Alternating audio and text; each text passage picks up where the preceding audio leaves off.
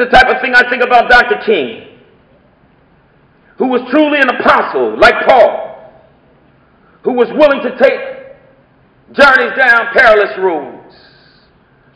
We remember the story in Philadelphia, Mississippi, when Dr. King went there to support 4 young men who had lost their lives trying to help people to vote.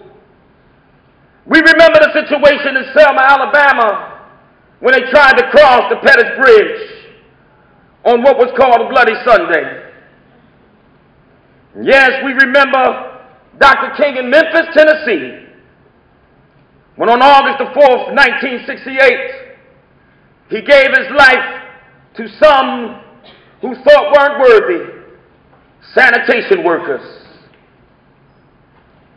Yes, he felt that it was necessary to help the least. And we can reflect so often when we hear Dr. King's words on April the 3rd, as he was there in support of those sanitation workers. Those words proved him to be a man that was fearless. Those words proved him to be a man that no longer cared about tomorrow. For God had called him to an ordained purpose. So Dr. King shared those words. No, it doesn't matter now. It really doesn't matter what happens now. I left Atlanta this morning, and as we got on the plane, there were 6 of us.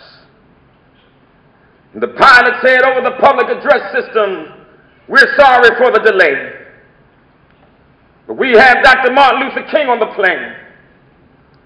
And to be sure that all of the bags were checked, and to be sure that nothing would go wrong on the plane, we've had to check out everything carefully.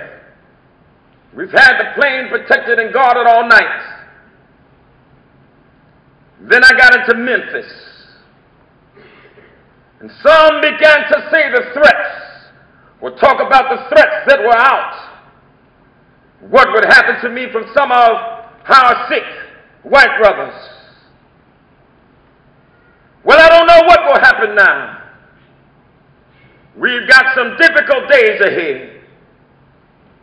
But it really doesn't matter with me now, because I've been to the mountaintop. And I don't mind. Like anybody, I would like to live a long life. Longevity has its place. But I'm not concerned about that now. I just want to do God's will. And He's allowed me to go up to the mountain. And I looked over and I've seen the promised land.